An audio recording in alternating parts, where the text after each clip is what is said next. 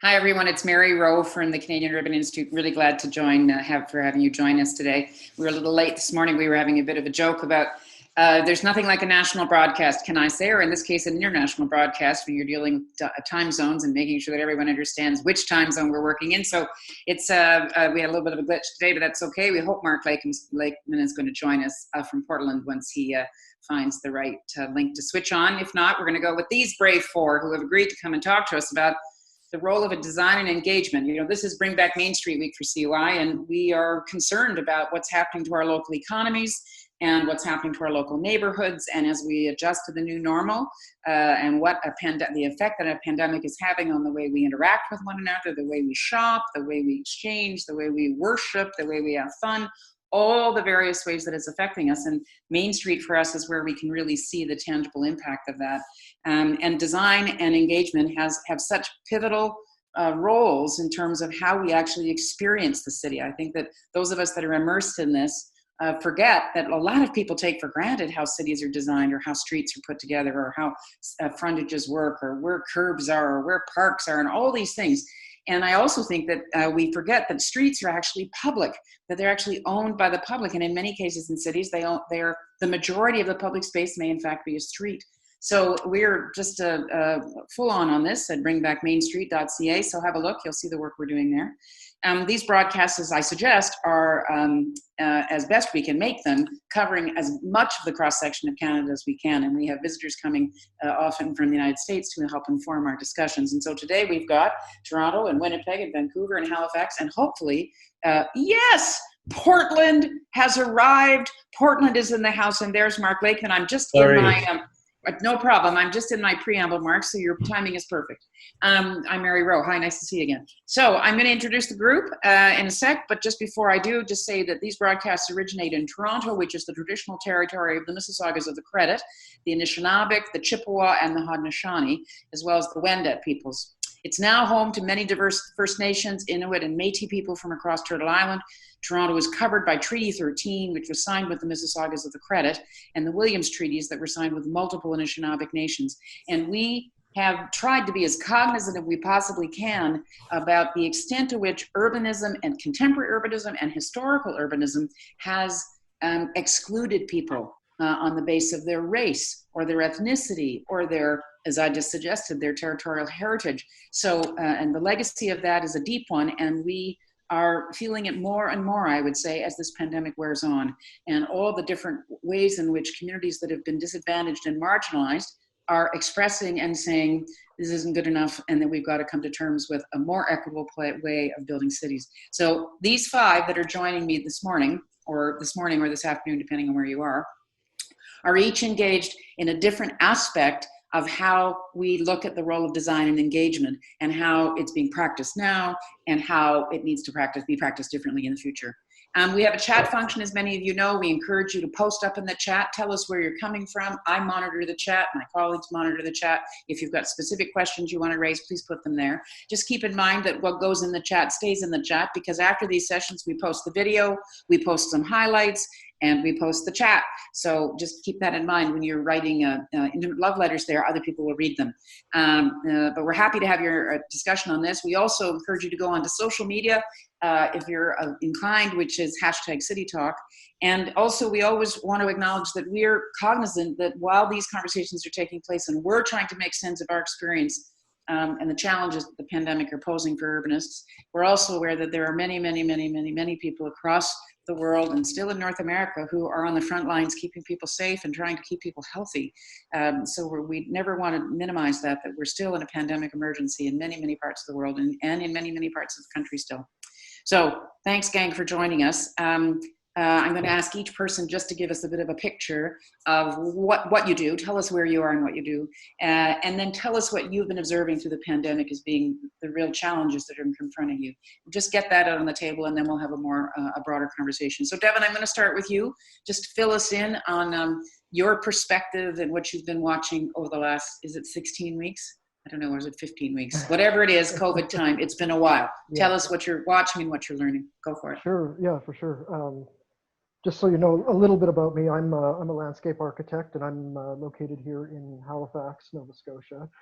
And here, I think our experience with the pandemic is very similar to other jurisdictions in Canada, in the U.S. But at the same time, we've fared pretty well in terms of our response with public health, and we are very much in the process of reopening, or in a lot of cases we have reopened most of we'll say business. What I've noticed lately is, we'll take Halifax as an example, and I can also talk about some of the smaller communities in Nova Scotia and the region. We've did some of the basic things in terms of creating space in our right-of-ways in the streets to expand the pedestrian realm. And really what we did was put up construction fencing, or what would traditionally be construction fencing, pylons to create that additional space within the right-of-way, taking away what would typically be space where you would park your vehicle in the street. But still, a lot of streets have remained open to vehicle traffic, and we've implemented some we'll call them slow streets on local streets, more residential neighborhood streets, so local traffic only, marked at the intersections. But generally, we haven't created any, we'll say, districts or complete we'll say patio or outdoor eating districts per se. We have Argyle Street here in Halifax, which my firm and myself, I was involved in leading that project a few years ago, which was a shared street transformation project. So that would be about the only true street closure that has happened, as far as I know, in Halifax, which is great. It is a significant patio street, and it is typically closed now in the summers, on the weekends in the evening. So that's kind of been made permanent, at least for the next little while. But aside from that, the response hasn't been incredibly let's say robust. We were just involved, actually yesterday we were down in the town of Wolfville, where their main street typically is, if you're unfamiliar with Wolfville, it's the home of Devin, can I just interrupt you? You're a little quiet. It's that lovely maritime soft-spokenness that you're bringing to this conversation. Unlike me, who I'm sure everyone can hear. But but is there some way for you to just speak up a little more loudly, or turn your volume up slightly? Yeah, absolutely. That's funny because I'm originally from Manitoba, so. Well, there you go. So much for my theory. Yeah, I must have adopted. Yeah, just I must have broadcast adopted that maritime maritime niceness. Just broadcast a bit more vociferously if you can. Sure. Yeah. So at Wolfville, a smaller town, typically a population of I believe it's only about 4,000. Someone can correct me if I'm wrong. The population doubles when school is on. Now it's quite empty. And they're looking to encourage people to patronize the businesses, which would typically in the summer be supplemented by a lot of tourist traffic, which we haven't. We've opened up the Atlantic bubble, and so people are starting to trickle in here, but it is devoid of other travelers from across the country and Europe and the United States. So really the focus is on bringing people from the Atlantic region and other places in Nova Scotia and locals to Main Street, and how people can safely physically distance at the same time as sit on a patio and enjoy a meal. And what's happened there is a pilot project. The project's called just got to remember that what we're calling the project. I can post that later on. But what ended up happening was taking a street section that had quite a narrow sidewalk on both sides of the street, parking on both sides of the street and 2 travel lanes, and reducing that down to a single travel lane in one direction in this instance with sidewalk patios, adequate space to move around on street biking. And so that we're one day in on that project, and it's one to watch, I think, especially for our smaller communities here in the Maritimes. Thanks, Devin. We're gonna, between now that I go to the others, I'm just gonna have to remind you when you come back, you've just got to speak full voice. Sure. For whatever reason, people are having trouble hearing you. I don't know if it may be that you take your headset off. I don't know, but I'll let you experiment while we go. Let's go to the other end of the country. Mitchell, let's hear from you in terms of Vancouver and Happy Cities mandate. Just reminding people on the chat that we don't actually do long introductions on this with each of these folks. They tell you a bit about themselves, but if you go to the chat function, you will be able to see more detail on who these people are. Mitchell, let's hear from you. Hi, Mary. Thank you for having me, and nice to be here with this excellent panel. I'm a senior planner at Happy City. We work all over the place, but our work has necessarily become a little bit more constrained. So we're doing a lot around Metro Vancouver right now. Early on, we certainly saw, similar to Nova Scotia, where there was a reallocation of street space to enable more mobility freedom using an array of modes. What struck me with Vancouver was that this seemed to be primarily around recreation rather than commuting. So it was serving some purposes, but if you had to still get to your essential work, it was perhaps not the optimal approach. In more recent times, so that was kind of the start of the Slow Streets program, and now across the region, as I think we're seeing elsewhere, like slow streets, open streets, streets for people, all of these things have overlapping but sometimes different time. As we started to see reopening, so when phase 2 occurred in British Columbia, where people were starting to be able to go out, the Happy City team went out to do some public space assessment. What we saw were public spaces that were starting to boost sociability very quickly. We saw a high share of seniors and people using wheelchairs and mobility scooters, so populations that tend to be at higher risk of isolation, out in spaces quite quickly.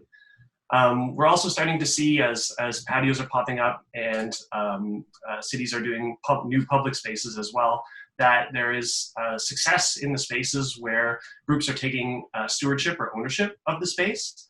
And this success and the systematic challenges that come with it are 2 sides of the same coin. So hopefully we can come back to that. I think fundamentally on main streets, we're seeing that businesses that are connected with their communities are doing better than ones that don't have those strong connections. And they seem to be making better patios as well. So those are, I think, a few of the key things. And then in the last few weeks, there's been what we consider maybe a rush to implement. Staff are getting direction that everything should have happened 3 weeks ago. That necessarily has caused some confusion. That it's starting to be worked out, but I mean across the board in terms of where public pop-ups are coming or where private patios are and what they're going to look like. Also seeing limited accessibility. So, we start to see the ramps where people can get up on curbs and wheelchairs with scooters, but a lot of the time they don't come with the turning radius necessary to achieve that. Also limited engagement and monitoring. I think that's something that's going to become really important in the near future. And out here in Vancouver, on the unceded territory of the Musqueam, Squamish, and Tsleil-Waututh people, we're still seeing pretty minimal Indigenous input into what these activities look like. Yeah, thanks, Mitchell. You're raising a bunch of things that I see my old colleague, sorry, Susan, you're not old, but we're old, but my former colleague, Susan Chin from New York, is on again today. Thanks, Susan. Always great to see you. And she's put into the chat, 26% of New York City is its streets. If other people know what percentage of the public space in your city is your streets, let us know in the chat. That'd be great. Thanks, Sue, for putting it into that. Let's keep going. From now, we'll come to the west. We'll swing back a bit further back into the east. Anjuli, let's hear from you in terms of the STEPS initiative and what you've been doing, and then I'll go to Jason, and then Mark, you were late on, so I'm giving you a little breather here, so you'll be the last in. Anjuli, talk to us about your particular perspective on this, could you? Sure, yeah. I'm the program director with STEPS, and we're a charitable public art organization that develops one-of-a-kind art initiatives and engagement strategies that transform public space. So we're really at the intersection of arts and culture, community engagement, and city building. This has been a tremendous time of shift and upheaval from the pandemic, as well as the Black Lives movement has really been compelling people to make a shift in how they think about things and do things. And we're really seeing the importance of public spaces, including streets, has really emerged more powerfully than ever. And especially because these are the spaces that people can also engage with arts and culture, because many of these more private spaces have shut down. And so recognizing, one, that small businesses have been very, very impacted, especially on neighborhood main streets, as well as artists. It's been something that is central to what we do, and we've hosted a number of initiatives that support artists to showcase their work within their private public space, so within frontages or windows. And we're in the process of rolling out a Main Street or business improvement area initiative called I Heart Main Street, an art challenge.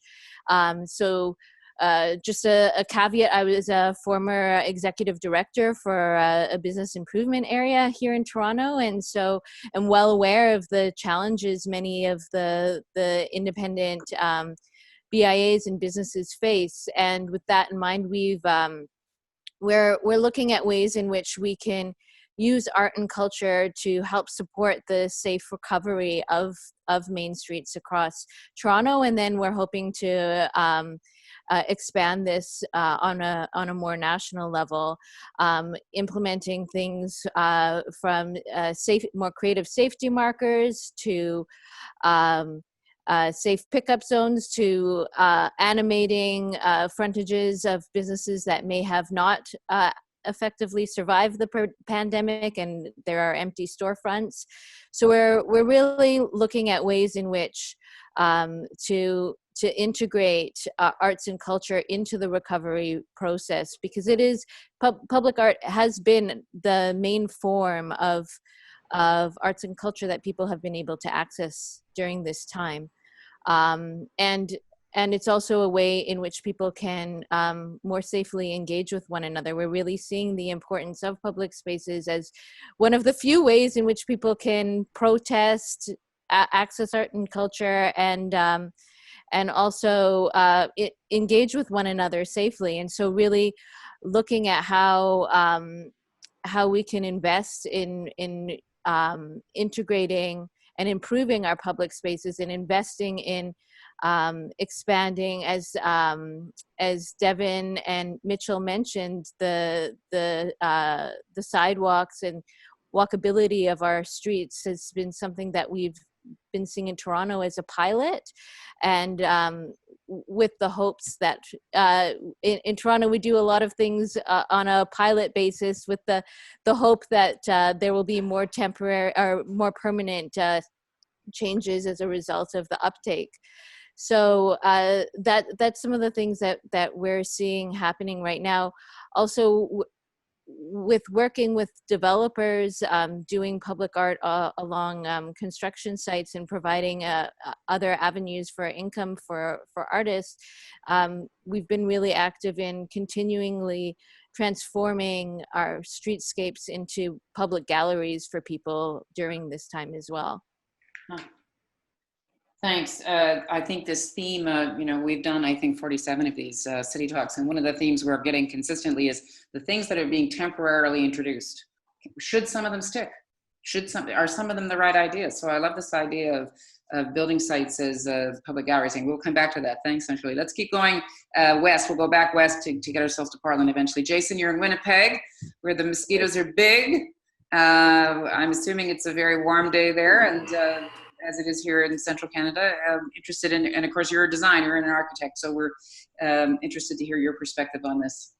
Yeah, I'm a licensed architect, practice in Manitoba, vice president of the RAIC as well, and then a founding board member of Storefront Manitoba. So coming to the conversation more of an advocate role, advocating for design and advocating for architecture, and actually shifting my practice to be advocate architect.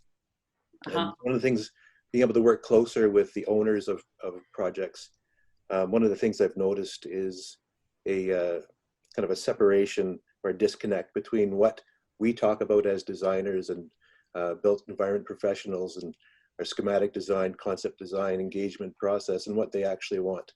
They're not looking for design, they're not looking for engagement, they're looking for a business that is successful or an art gallery that's successful. And so I think we can do better talking about the return on investment for our design process. You know, as an engineer, I can calculate the amount of steel that goes into that project. I can divide it by the cost per kilogram, and then I can tell you what that value is. But it's much harder for us as design professionals to talk about value. And so we can do better. And I'll invoke the name of Zita Cobb, right, from Fogo Island, to talk about the economy of value. And so that's something I'd like to see. And then maybe build a bit on what Anjuli said about public spaces for protest and gathering. And Winnipeg's got a bit of a legacy of systemic oppression in that realm. So we're still living within the legacy of the 1919 strike and what that's meant for the built environment. So Portage and Main is still shut down. We can't cross our most famous intersection. And that was built in the 70s, the blockades, or the barricades, we'll call it. But that's still impossible for us to get through. It's people in the neighborhood want it gone, but people outside don't. Places like Victoria Park, where they would gather to meet for the strike, they put a power plant on that park. And now it's power plant's gone, but now there are condos in that place. So when we're talking about what it means to be community minded, there's a legacy that we need to remember and build around. And then just lastly, the observations of the pandemic in Winnipeg, as we were coming out of winter into spring very slowly this year, people took over the streets. People stopped driving to work. They were working from home, or they were not working from home, whichever. And then they're still trying to social distance. So they were walking down the road, right? So it wasn't a designed space at all. It was something that they took over and separated from each other and walked in all directions in the streets. It was a bit reminiscent of a zombie apocalypse, but it was still an interesting way that they took over the space. You know, there's this term in urban planning, I think it's in urban planning, or maybe it's in design, but I want to take it and make it into urbanism, which is this idea of desire paths. I just love this idea of desire paths. And even though you described it as the zombie apocalypse, I think that there is something about, through this period of time, we're going to see what people's desire paths are for what they want their cities to be, including having access to those streets. Thank you for whoever's just chimed in to say Vancouver is 30% streets. So they're leading New York, which is 26%. Anybody else got a stat on what percentage of your square footage of your actual landscape is streets? We'd be interested to know. Thanks, Jason. And also thanks for the mention of Zita Cobb from the Shorefast organization and the Fogo Island Inn. We had Zita on an early city talk, I think the second week, talking about local economies. And so probably one of the producers can put up the link to that chat that Zita Cobb participated in if people want to learn more about the power of design in a rural community and art. And as you say, the value, what are we really valuing? Okay, Mark, we are very happy to have Portland here. You're going to need to unmute yourself and tell us all about your perspective on the city repair project, but all the different things that you've been doing, and where you see this relationship between design and engagement and public life. So over to you to tell us a bit about you. Well, I feel like I'm ready to explode. I just have so many thoughts and feelings, and at the same time, I'm kind of immobilized by all that I feel and want to say. It's just a pleasure to be here on this screen with all of you. And I wish that we had even more time to talk with each other and commiserate. Well, frankly, there's just activity all around. I'm kind of this old guy who's been pushing for lots of different kind of basic causes. And we've been doing such intentional work that's relevant to the state of our time in so many different fronts, and kind of under the auspices of action research in a way. Like, we test a really educated, informed hypothesis through gathering people together and undertaking initiatives. And sometimes, frankly, we've had to just break the law and, you know, to make a point. But when people see our partnerships standing there to make a point, they knew the whole time that card was in our back pocket, and now we're employing it yet again. We're pretty much always taken seriously, whether it's, for 25 years we've been working on tiny home villages, for instance, and we've just been raising this call around the structural inequity that comes embedded in the colonial grid, in the processes of colonial invasion, imperialism. And, one of the kind of the leverage points that is really available everywhere to people is to understand that streets used to have a cultural utility before the imposition of such intense and violent patriarchal structures as the grid. And so, I mentioned that I'm this old guy because we're just flooded with work, and we're doing all of these projects. More of them are coming in all the time because there's clearly a sense of urgency, and there's still enough people that are well organized and resourced to keep asking for help. So I'm breathless. And then I'm looking around me, and all these people we've been working with for generations, interns, students that we've helped become designers and activists, are just running past us, running toward the edge, running toward the crisis and the cause. So that's very exciting, because I feel like I just can't lift any more than I'm already lifting, and so many people are going to this edge. Here's a really interesting story. A couple of weeks ago, we got a call from someone in the Department of Planning who's kind of like a mole for the city repair project inside of the city government. And he's like, we have 45 minutes. We need 4 emergency houseless village site plans for the city council to approve in just over an hour. And so, suddenly we're all scrambling to just get the basic site constraints and configurations, and then populate them with village infrastructure, and then scan and send these things in for approval on an emergency basis.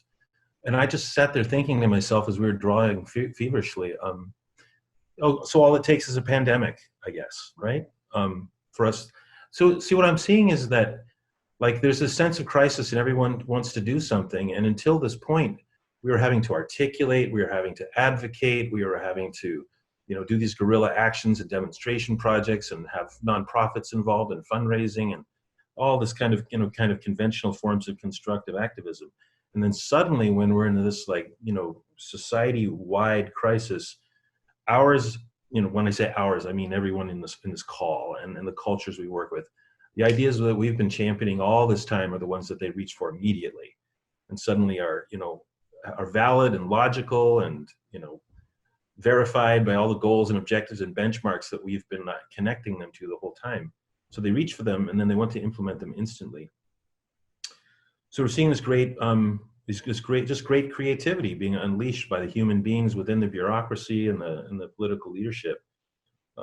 Things like patios, obviously, and all over the city, there are barricades that are blocking off streets and limiting things to local access. So, obviously, just trying to open up more space and treat streets like the cultural spaces that they used to be for thousands of years before the imposition of the grid, and later on by zoning and restrictions that come with that, and cars.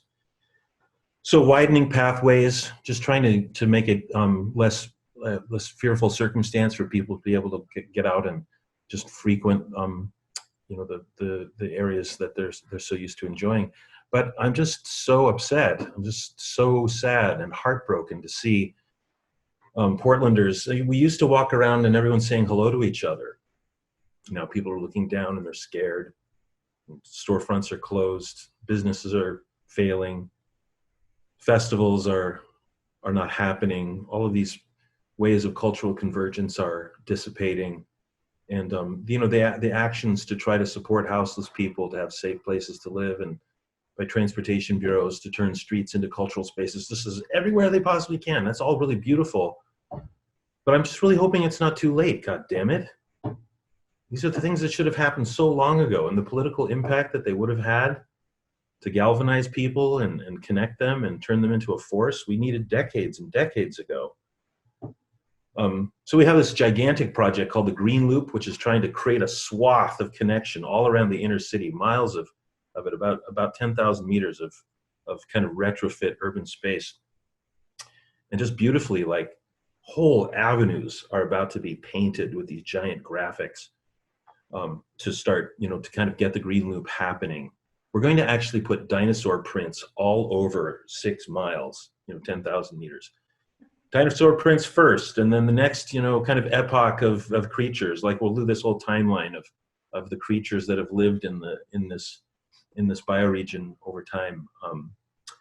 Starting with dinosaurs and then, leading to mammals. And we'll just keep putting these prints around the green loop to kind of get people out walking and talking. So it's, we're definitely making space. We're definitely retrofitting streets, but then we're also trying to create this like gigantic continuity that will compel families with children to want to come out and follow, the prints of animals as they go around this ring. Lots of creativity, but right. I guess I just want to conclude by saying, like, I love this fearlessness and it's giving me hope. And at the same time, I'm just so sad for the state of our people. And I feel so utterly betrayed by our nefarious, malevolent political figures. Yeah, well, I hear that. We hear that. And we have varying degrees of that, obviously, in different places, the level of the extent to which people are experiencing that kind of, as you suggest, feeling of betrayal and disappointment. But I think certainly in Canada, around the advocacy around, as you're calling houseless, or what might be referred to as homeless, and that we've known for years what we needed to be doing, and for whatever reason, it's taking a pandemic for us to finally buy those motels and actually create socially distanced, safe places. I want to go back, if we can, to the sort of interaction between design and engagement. And I want to start, if I can, Jason, with you, because you're surrounded here by practitioners who I suspect have had storied histories and experiences with designers or people with professional training as designers.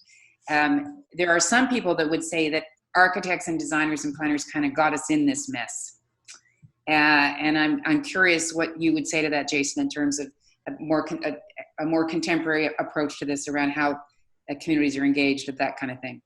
Yeah, I think it's an important point, Mary, that we are living in the environment that we created. Right? Right. So Mark's disappointment with the world we're in is because of us, right? And one of the issues that we have, I'm thinking back into my childhood and arguments against apologies for colonialism and things like that. So it wasn't me; it was somebody else's grandparents who did that. But every move we make, every decision we make, is not neutral, right? If it doesn't change it, it makes it worse. One of the pieces that I'm struggling with as an architect is designing outside of program. How do I make the world better? What does that mean, Jason? So for instance, I've got a project that has a $2 million budget and it needs to fit in within a certain square footage. And yeah, I'll engage in a landscape architect and I'll work on the outside and I'll get up to the sidewalk. How do I make that better for the community, though? Right? How do I convince the client to spend an extra $100,000 to make this a better space when they're struggling to just get the right finishes inside? So it's kind of this legacy of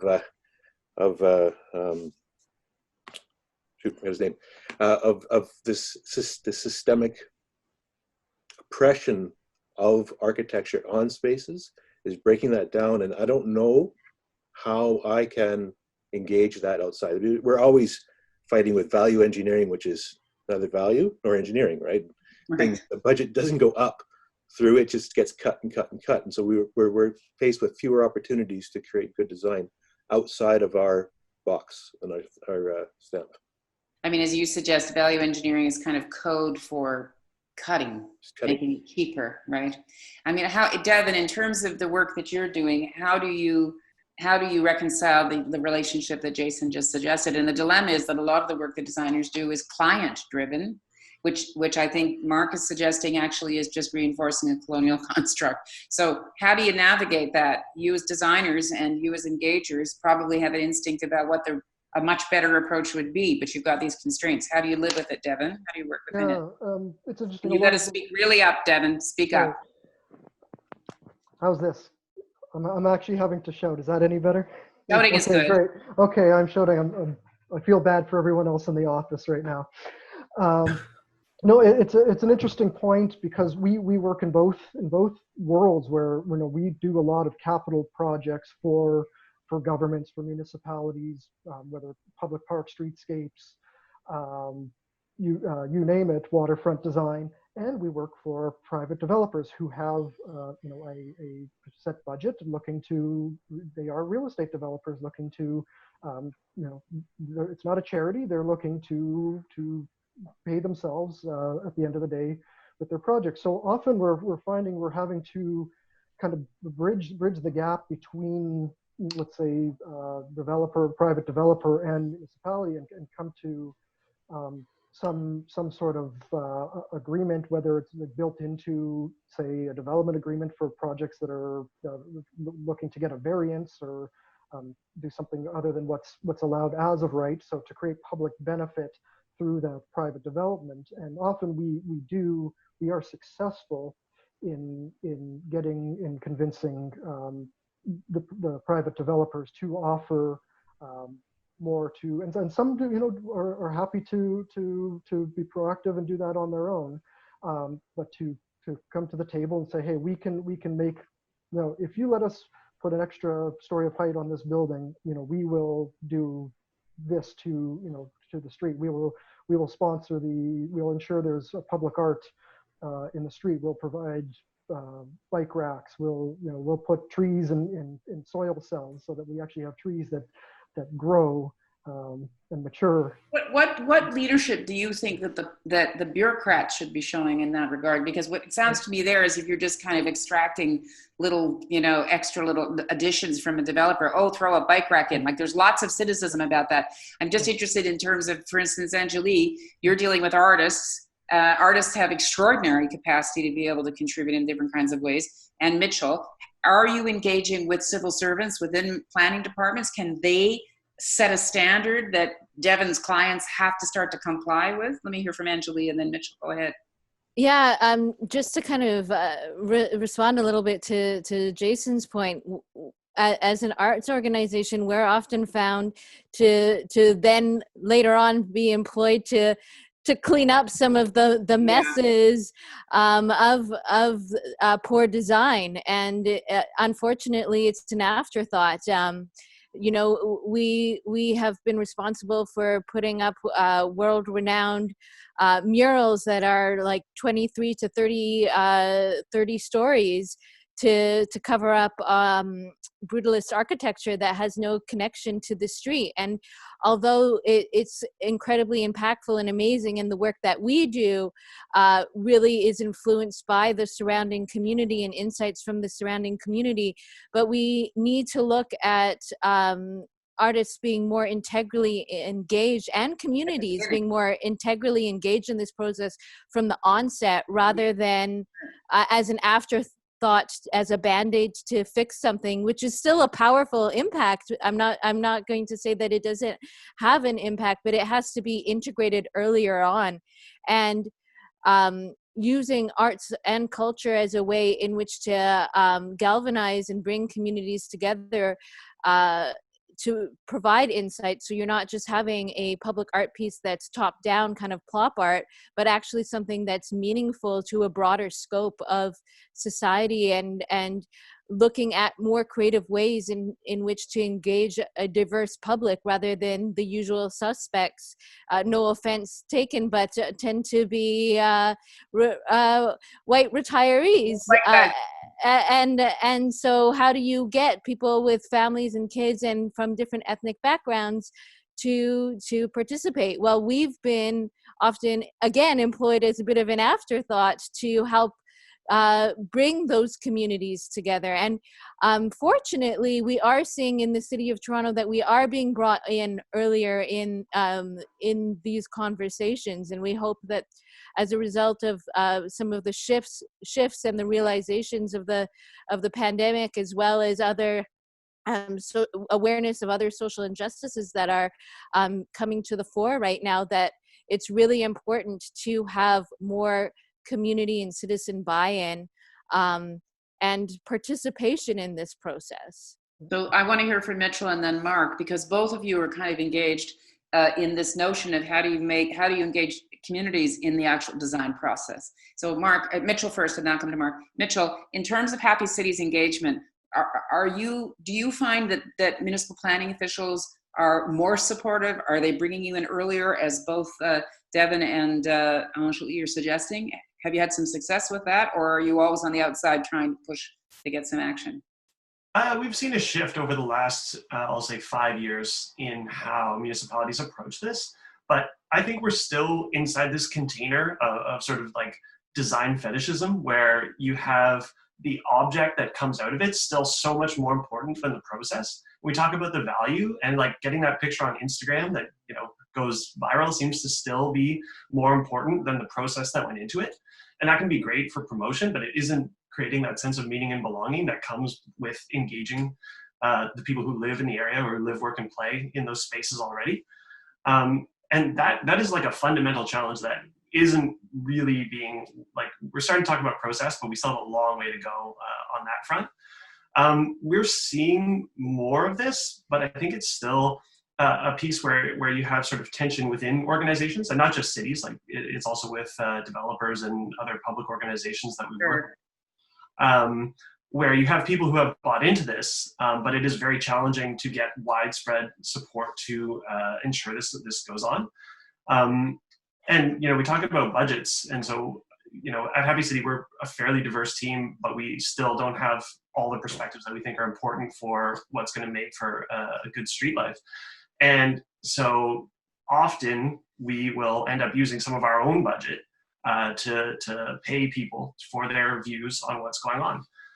We've been doing that through the pandemic as well, which can be really hard when you're getting small budgets. Well, and actually, we're being asked that by someone in the chat again, is how are you doing engagement, or how do you do engagement in the pandemic? I just saw someone walk behind Mark in his office with a mask on. So Mark, how is the work that you guys are doing being influenced by the constraints, but also how do you find the disposition, although you told that the cities gave you 45 minutes to come up with some plans, but generally, how have you managed that interface between communities, designers, and the bureaucrats making the decisions?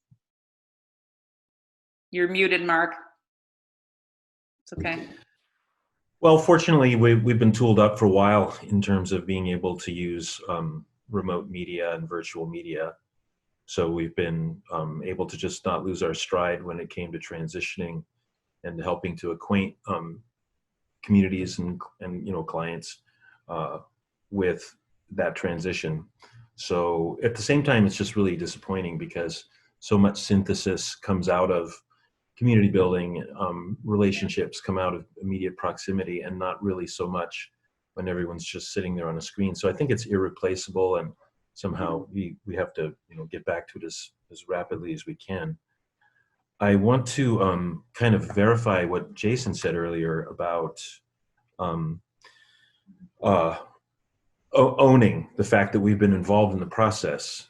And as you were speaking, Jason, it was reminding me that one of our most kind of effective and also beloved and notorious female activists in the region said several years ago in front of a group where I was, an event, you know, she's like, no wonder we're not sustainable. I mean, most of the decisions historically that have been made in the context of the whole freaking Western Hemisphere have been made by white men between 35 and 70 or 80. And I'm talking about people who can't even tell their wives they love them or even hug each other.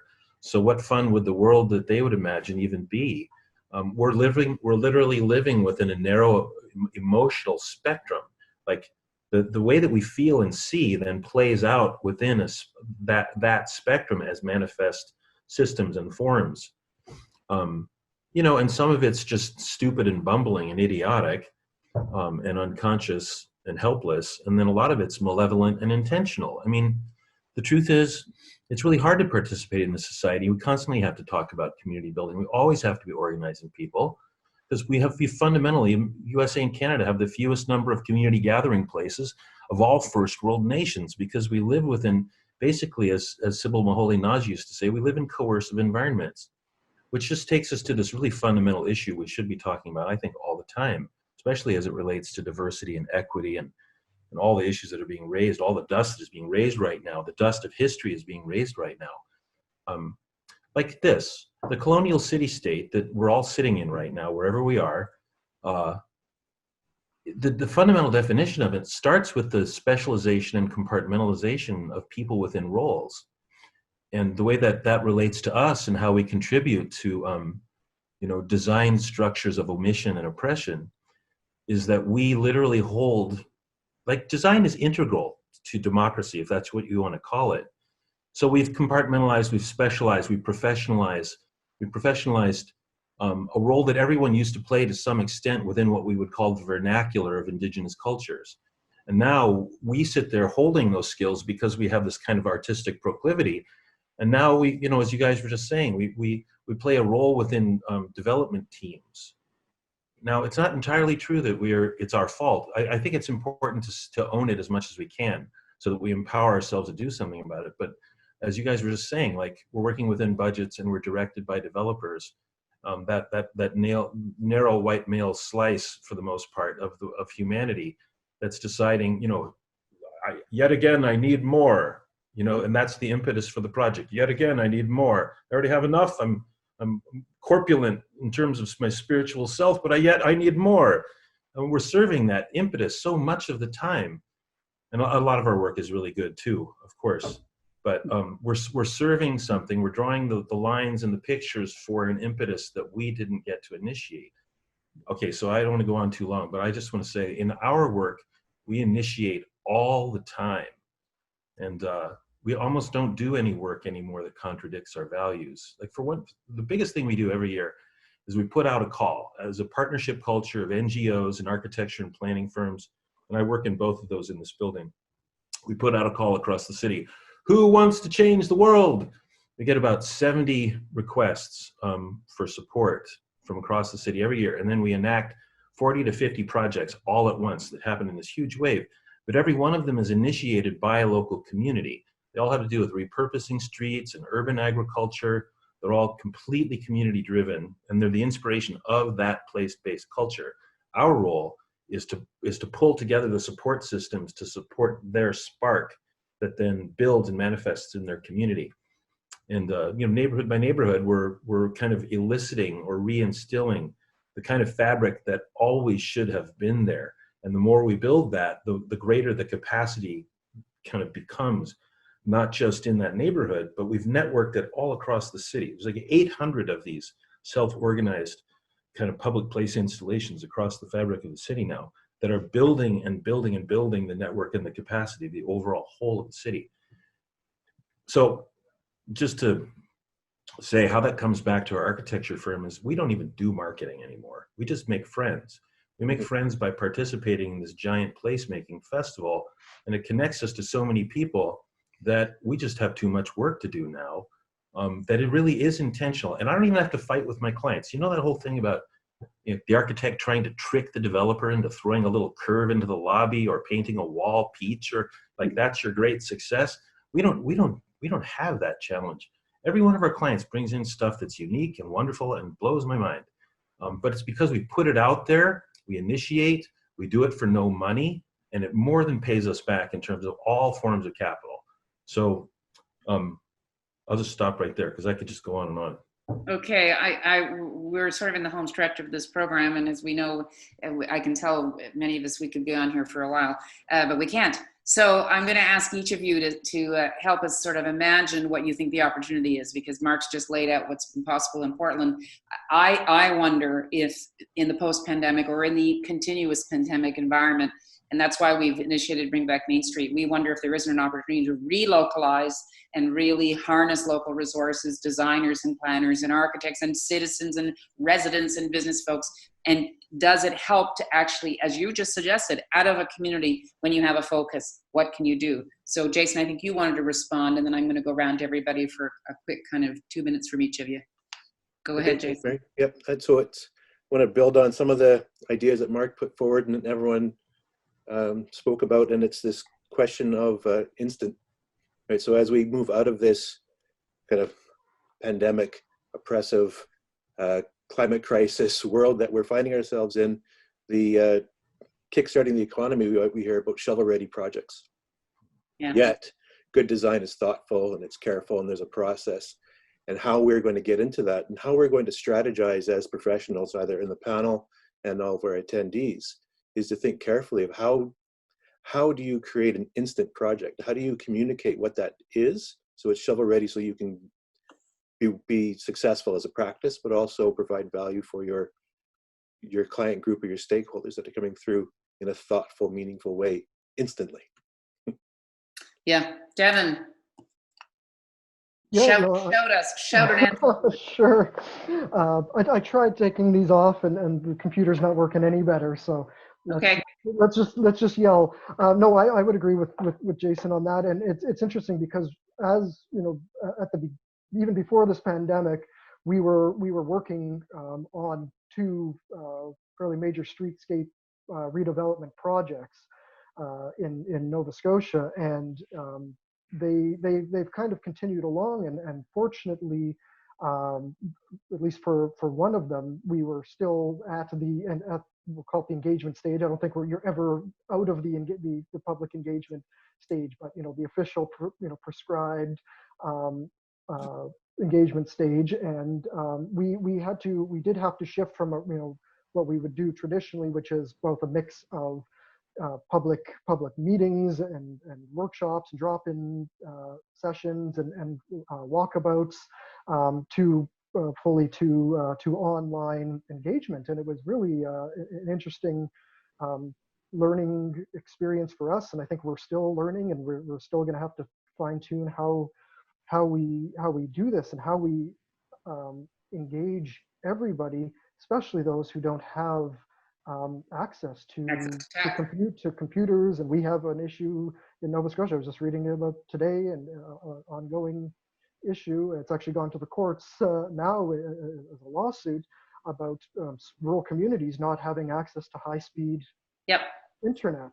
So it is. Do you see that as an opportunity, Devin? Is that a priority?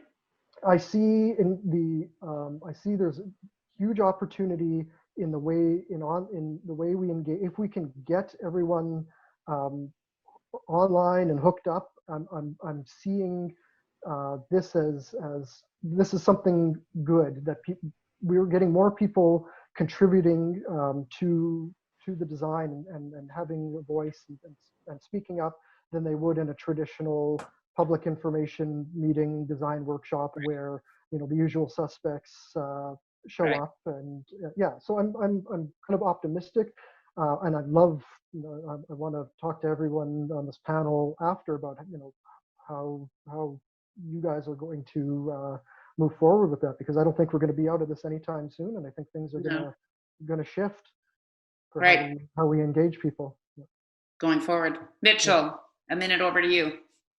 Yeah, I think a number of people have said this in different terms, but what's going on right now really underlines the importance of long-term relationships with communities, between designers and the communities, with main streets and the neighborhoods around them, and with decision makers and the people they serve.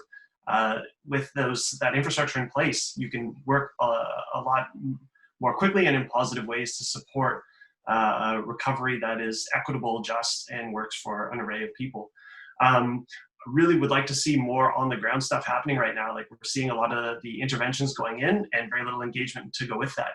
That can come in the form of like having staff on site, have very small activations, community chalk festivals, to make it easier for people to get a sense that there's a response coming from decision makers. The other piece, have a little placard on these on any sort of intervention that's going up. This is what's going up. You want to give feedback, call this number, use this email, hit this QR code.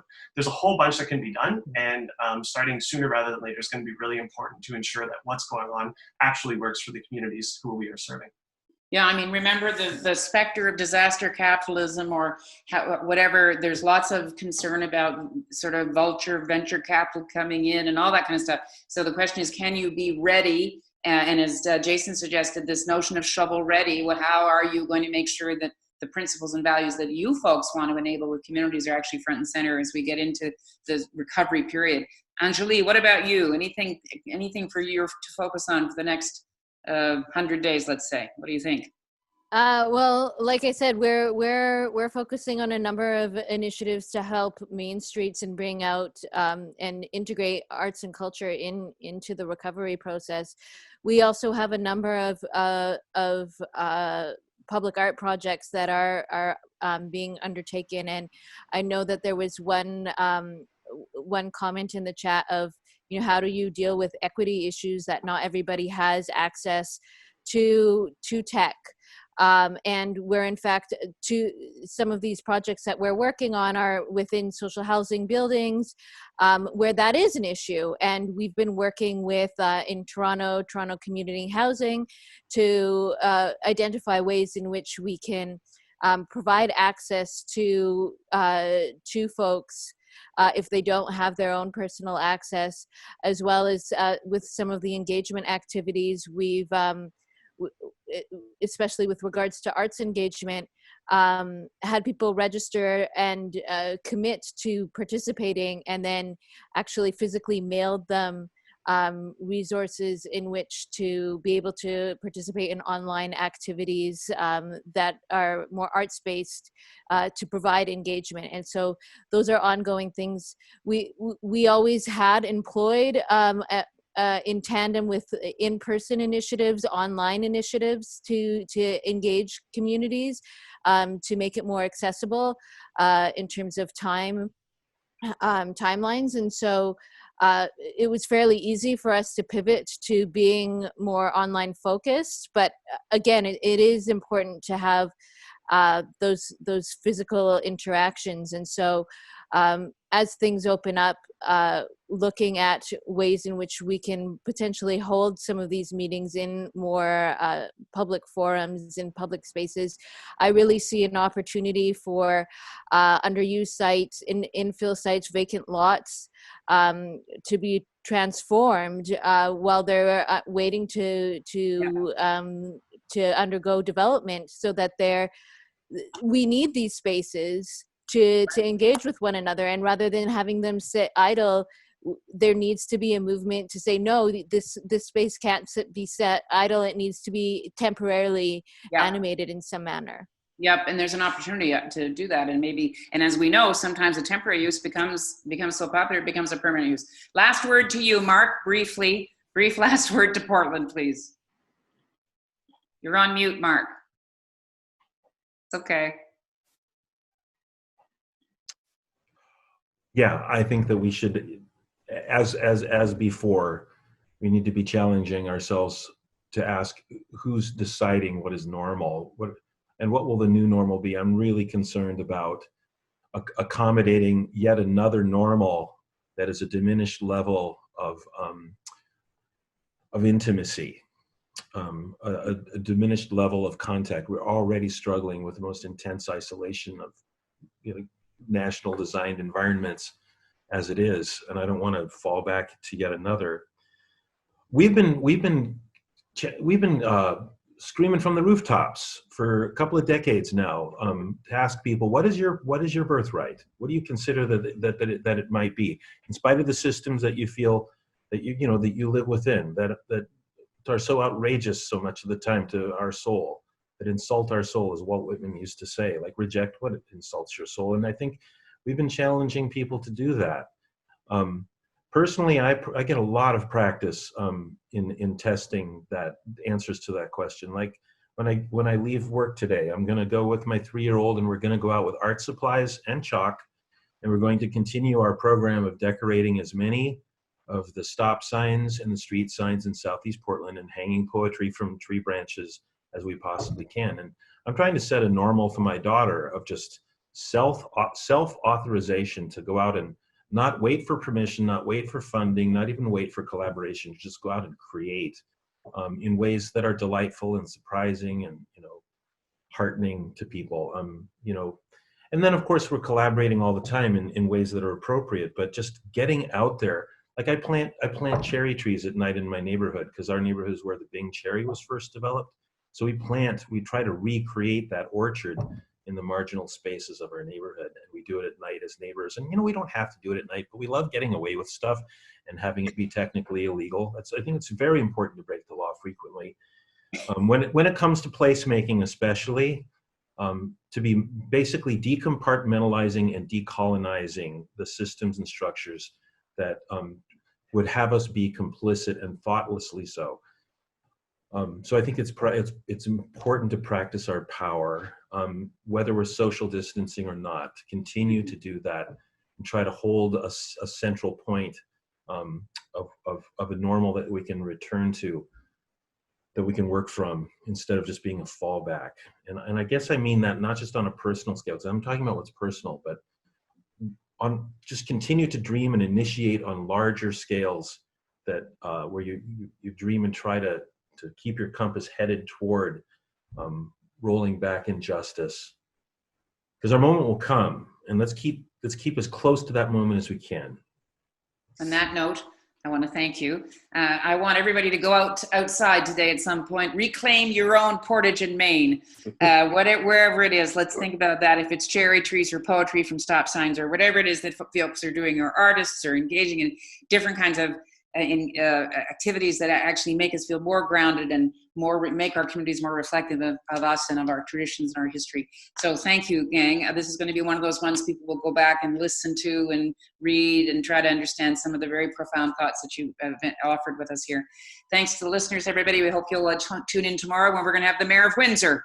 Lots and lots of challenges for the Mayor of Windsor, as you can imagine. So we hope you'll join us midday Eastern, earlier in the morning in the West. To hear from him. And then next week we come back with a whole new set of City Talks. So thank you very much to have Devin, Jason, Mitchell, Anjuli, and Mark. Really great to have you. Thank you for joining us. Thank you, Mary. Thank you, everyone. Thanks, Rowe. Thank you.